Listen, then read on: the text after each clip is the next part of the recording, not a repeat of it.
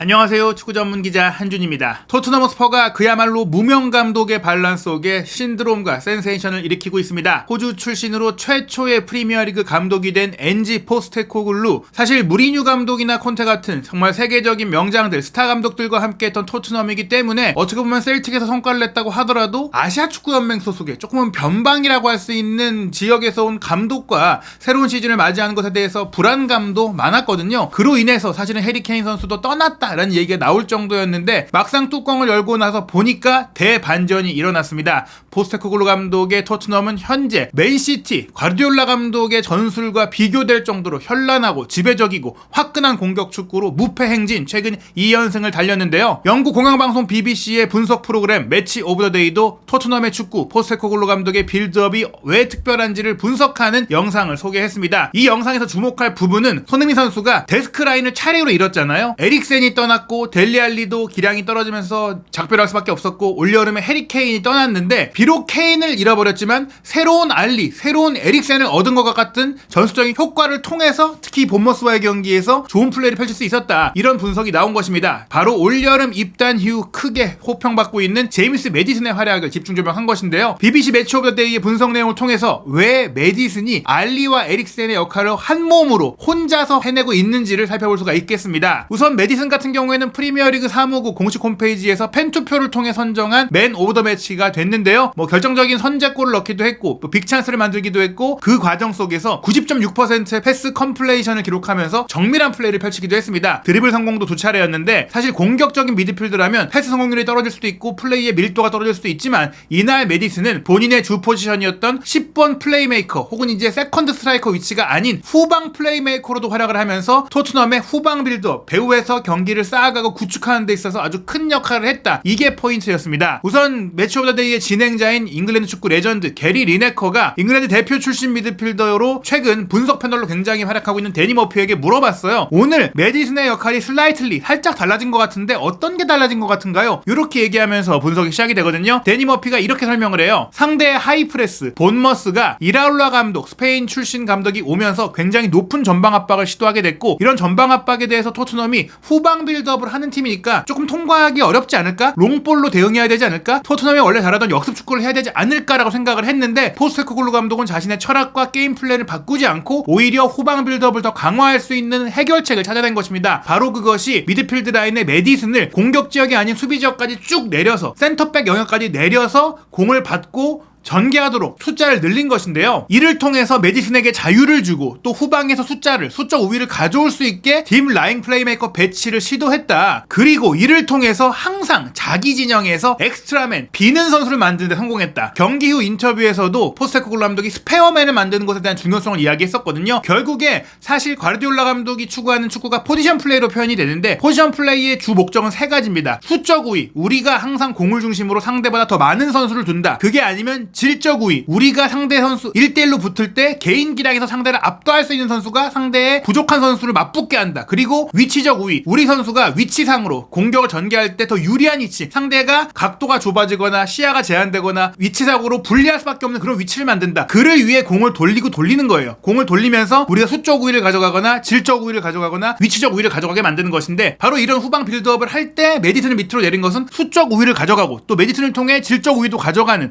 게다가 여기에 시야도 확보되니까 위치적 우위까지 확보하는 전술적인 기조를 완성시키는 위치 이동이라고 할 수 있겠죠. 머피의 설명대로 매디슨이 내려와서 공을 받아줬어요. 지금 보시면은 매디슨이 위에 있다가 수비 지역에서 판더펜이 공을 줄 곳이 없자 내려와서 받아줬잖아요. 받고 두 명의 상대 공격수 본머스 선수들이 전방 압박을 하니까 휙 돌면서 밑으로 빠져내려옵니다. 그러니까 이 또 선수들이 계속 압박하기 위해 따라 올라가죠. 그러자 미드필드 라인의 비수마 사르, 그리고 사실 이날 경기에 오른쪽 풀백이지만 오른쪽 미드필더 내지 전방 공격수 역할까지 소화하면서 하이브리드 역할을 했던 포로가 자유로워진 거예요. 매디슨이 사실은 공격 미드필드로서 미드필드 중에 가장 높은 위치에 있어야 하는 선수인데 오히려 비수마 사르 포로보다 밑으로 내려가서 플레이를 했고 여기서 적절한 패스가 나갈 수 있게 됐다. 이것이 후방 빌드업이 강해졌던 이유다라고 설명을 했고요. 또 이렇게 본인이 내려와서 후방 빌드업을 하면서 중요한 게 내려왔을 때 거기에 머물러서 그 역할만 하는 게 아니라 이 후방 빌드업이 어떻게 보면 사비 알론소나 피를로 같은 역할을 내려와서 뚝뚝뚝 뿌려주는 거잖아요. 메디슨은 내려와서 뿌려주고 또 뿌려주면서 전개한 이후엔 본인이 또 올라가서 10번 역할을 함께 해준 거예요. 그렇기 때문에 저희가 이제 밑에 내려와서 후방 빌드업을 하는 에릭센의 역할도 하고 앞에 올라가서 공격 마침표를 찍는 알리의 역할도 했다, 이렇게 말씀을 드리는 겁니다. 데니 머피가 이렇게 설명을 합니다. 경기가 진행되면서 메디슨이 공을 운반하는 장면이 많아졌습니다. 그 얘기는 뭐냐, 본인이 밑으로 내려왔기 때문에 전개될 때 공을 쥐고 또 올라가는 상황이 생긴다. 본인이 내려오면서 전방에 공간이 비게 됐잖아요. 그 공간을 낭비하는 게 아니라 본인이 또 올라가서 그 공간을 활용하기도 했다. 이 장면을 보시면 판더펜 선수가 밑으로 내려와서 또 인버티드 풀백 역할을 하면서 중앙 미드필드 역할까지 했던 포로에게 공을 연결해주잖아요. 포로가 내려오자 사르가 전진을 했고, 포로가 사르에게 패스를 한 이후 메디슨도 공을 받기 위해 내려왔다가 포로 쪽으로 전개가 되니까 빠르게 다시 전방으로 올라가게 됩니다. 사르가 이렇게 올라온 메디슨의 속도를 살리면서 공을 밀어줬고, 메디슨은 공격 지역으로 넘어와서 공을 받자마자 곧바로 히샬리송을 보고 스루 패스를 바로 찔러줬습니다. 어떻게 보면은 후방 빌드업 역할을 하다가 전방 플레이메이커로 빠르게 전환이 된 것인데요. 아쉽게도 히샬리송 선수의 위치 선정이나 침투 타이밍이 좋지 않다 보니까 본머스 수비가 이 스루 패스를 차단했지만, 메디슨이 이렇게 공간을 보는 한 번의 전방 공격수로 찔러주는 이런 스루 패스, 킬러 패스를 보내는 선수라는 것을 또 확인할 수가 있었죠. BBC 매치 오브 더 데이는 메디슨에 대해서 매직 메디슨이다, 정말 마법을 부렸다라고 평가를 하게 되는데요. 지금도 보시면은 센터백인 판더펜이 후방 빌드업을 시작합니다. 왼쪽 측면에 우도기 선수에게 공을 전개하고, 우도기 선수는 메디슨 쪽으로 공을 연결하게 되는데, 여기서 메디슨이 내려와서 공을 받게 되죠. 우도기가 두 명의 압박을 당하고 있자 도와주기 위해 내려간 것인데, 우도기도 이 두 명의 압박을 잘 통과하면서 메디슨에게 공을 연결했고, 여기서 중요한 게 메디슨이 공을 받을 때 이제 메디슨이 내려와서 공을 받는 것들을 파악한 본머스가 메디슨을 바로 압박하기 시작했어요. 근데 이 압박 속에서도 휙 돌면서 탈압박에 성공하고 전진하게 되는 겁니다. 이 장면에서 메디슨의 테크니컬 어빌리티, 기술적인 능력이 나왔다, 그래서 공을 이동할 수 있었다라고 하면서 메디슨의 기술을 칭찬했는데요. 데니 머피는 메디슨이 딥라인 위치로 내려와서 토트넘이 전반전에 완전히 경기를 컨트롤할 수 있게 했다, 내려와서 소유하고 또 운반하는 과정에 상대의 압박까지 풀어주고 전방 압박을 해제시킨 이후 공격 지역에서 스루패스까지 찔러주니까 메디슨 혼자서 중앙 척추 라인을 완전히 지배한 겁니다. 지금도 보시면 내려와서 버텨주고 또 히샬리송이 피딩해준 공을 받자마자 빠르게 손인 선수한테 스루패스를 내줬잖아요. 이 장면이 바로 손인 선수의 왼쪽 측면 돌파에 이은 컷백을 사르가 슈팅했지만, 사르가 이제 본인의 주발인 오른발이 아니라 왼발로 슈팅을 하다 보니까 조금 세기가 약하면서 골키퍼의 정면으로 흐르면서 무산이 됐던 장면인데, 히샬리송에게 닿지 못한 기회도 그렇고 이 사르의 슈팅도 그렇고 메디슨을 통해서, 메디슨이 내려와서 받아주고 운반하고 찔러줬던 이런 전방위적인 활약을 통해서 나왔던 결정적인 기회라고 할 수 있겠습니다. 그러면서 또 하나 중요했던 기록이, 메디슨이 이 본머스와의 경기에 총 57회의 볼 터치를 기록했는데요. 자기 진영, 그러니까 수비 진영으로 내려와서 한 터치가 무려 45%에 달했고, 이 기록이 바로 메디슨이 토트넘에 입단한 이후 그 어느 때보다 자기 진영에서 많은 터치를 기록한 경기가 된 것입니다. 그러면서 데니 머피는 이렇게 메디슨이 전술적으로 인텔리전스한 모습, 명민한 모습을 보였기 때문에 포스테코글루 감독의 전술적인 플랜이 잘 작동할 수 있었다, 메디슨이 사실 2명분을 미드필드에서 했다라는 얘기죠. 그리고 이 내려온 딥라인 플레이메이커 역할뿐 아니라 전방에 올라갔을 때 본인이 원래 잘하는 골로 가는 패스를 하거나 골을 넣는 그런 역할도 잘했다라고 얘기했는데, 실제로 선제골을 메디슨이 넣었잖아요. 메디슨이 최고라고 말하는 이유는 새로운 역할만 한 게 아니라 원래 잘하던 역할 두 가지를 다 했기 때문이다. 다시 한번 말씀드리지만 에릭센의 역할을 또 하면서 알리의 역할까지 해냈다라는 거예요. 득점을 생산하는 역할, 언제나 득점으로 가는 패스와 슈팅을 하던 선수인데, 이 장면도 보시면 토트넘의 빌드업이 굉장히 좋아요. 오른쪽 측면에서 포로가 사이드라인으로 벌린 이후 오른쪽 하프 스페이스로 들어왔던 비수마에게 패스를 했잖아요. 비수마가 압박을 받지만 공을 한번 툭 치면서 타이밍을 뺏고 전진 드리블을 칩니다. 그러면서 본인 쪽으로 압박이 밀리니까 또 한쪽에 비어있는 사르를 보고 패스를 내주죠. 계속해서 한 명이 비게 만드는, 수적 우위를 만드는 그런 빌드업 플레이를 토트넘이 한 거예요. 그리고 사르가 비수마에게 패스를 받았을 때 바깥쪽 뒤에 있던 메디슨이 본머스 수비의 시야 뒤에 있었기 때문에 그 포착이 안 됐어요. 오히려 전방에 있던 히샬리송 쪽으로 본머스 수비들이 몰려 있었는데, 히샬리송이 아니라 메디슨이 뒤로 돌아 들어갔기 때문에 모두의 마크를 받지 않을 수 있었고, 사르의 스루 패스가 정확하게 메디슨에게 연결됐고, 메디슨은 옵사이드 트랩까지 깨면서 들어가서 논스톱 슈팅으로 마무리했는데, 이 슈팅도 클레버 피니시였다라고 데니 머피가 칭찬을 했죠. 공격을 매듭짓는 위치까지 올라갔다, 공격의 시발점인 빌드업도 하고 공격의 마침표인 피니시까지 했던 메디슨의 엄청난 플레이였다고 할 수 있겠습니다. 이렇게 본인이 골을 넣은 플레이뿐 아니라 왼쪽 하프 스페이스 지역에서 가운데로 본인이 공을 운반해서 꺾어 들어오면서 히샬리송에게 결정적인 스루 패스를 줬던 장면도 매우 좋았는데요. 이런 돌파가 가능했던 이유는 손흥민 선수의 또 움직임도 있었어요. 두 명의 본머스 수비가 메디슨 앞쪽에 있었지만 손흥민 선수가 사이드라인으로 빠져들어가니까 그쪽으로 이제 본머스 압박이 좀 해제됐거든요. 그러면서 메디슨이 교차 플레이를 통해서 공간을 만들었고 전방에 있는 히샬리송을 봤는데, 히샬리송에게 정말 기가 막힌 패스를 줬지만 히샬리송이 골키퍼와 마주했던 상황에서 볼 터치 실수를 합니다. 그러니까 뒷발에 공이 잘못 맞고 튀어오르면서 수비에게 차단돼서 슈팅까지 제대로 하지 못했던 그런 장면이었어요. 그러면서 데니 머피도 히샬리송이 이 기회를 살려야 했다라고 지적을 했는데요. 자신감이 좀 떨어진 것 같다고 아쉬움을 표하기도 했습니다. 하지만 메디슨이 이렇게 좋은 패스를 계속 찔러주니까 히샤이송이 계속 침투를 시도할 수 있었다라면서 메디슨 효과, 분명히 손흥민 선수라든지 히샤이송 같은 선수들이 전방으로 달려들어가면 패스가 올 것이다라는 믿음, 그런 기대감을 주고 있다라고 설명을 한 것입니다. 메디슨 선수의 강점은 앞서 후방 지역에서도 한 번에 빙글 돌면서 상대의 압박을 해제시키고 탈압박하면서 전진해가지고 스루 패스를